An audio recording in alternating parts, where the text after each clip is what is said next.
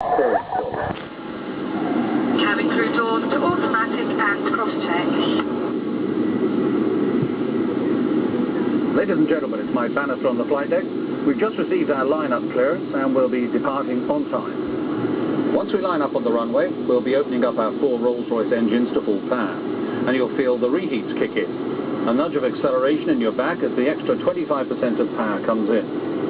We'll accelerate very quickly through 100 miles an hour, and within 40 seconds, we'll be at 250 miles an hour, when I'll pull back on the control column, rotating Concorde to 13 degrees nose up.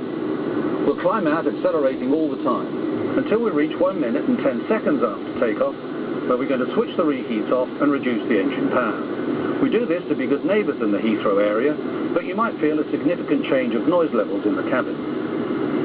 Speedbird Concorde 1, clear departure, runway 27 left. Speedbird Concorde 1, clear for takeoff, 27 left. Everybody ready? Ready.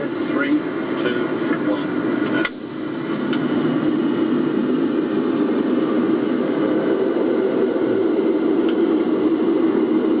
Airspeed building. 100 knots. Power check.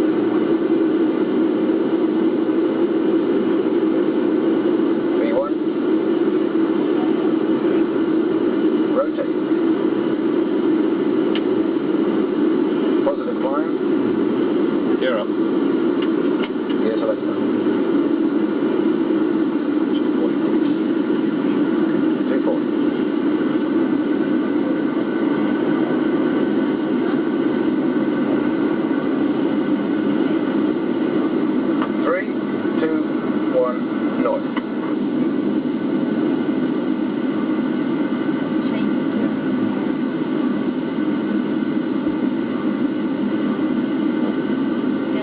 Well, ladies and gentlemen, here we are at 28,000 feet at Mach 0.95, 95% of the speed of sound, as we approach our acceleration point to the southeast of Swansea.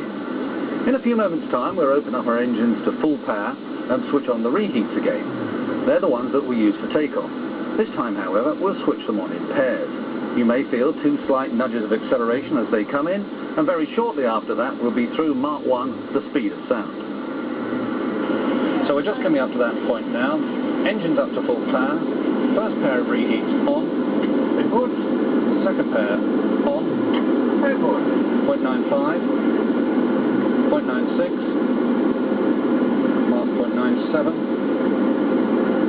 0.98. 0.99. Mach 1, the speed of sound. We're faster than the speed of sound. No bumping, no jostling, just a smooth transition. That's a really clever thing that the designers did. We're now flying supersonically. You've joined the over 2.5 million passengers who've flown faster than the speed of sound on British Airways Concorde.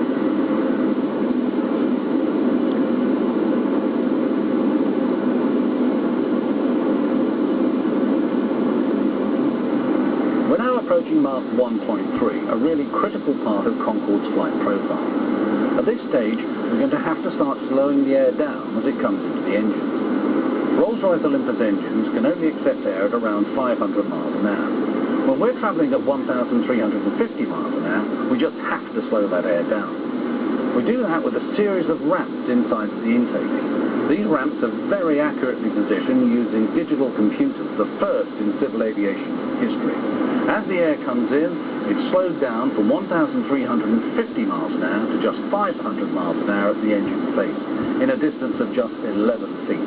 Another very clever piece of Concorde design. As we approach Mach 1.7, our engines have become more efficient, and we can switch the reheats off, and Concorde can do what no other aircraft in the world can do, which is to climb and accelerate from Mach 1.7 to Mach 2 using full power without reheat. We reach Mach 2 at 50,000 feet and continue climbing up towards our service ceiling of 60,000. At that height, you're on the edge of space, where the sky gets darker, where you can see the curvature of the Earth. You're travelling faster than a rifle bullet, 23 miles a minute, a mile every 2.5 seconds.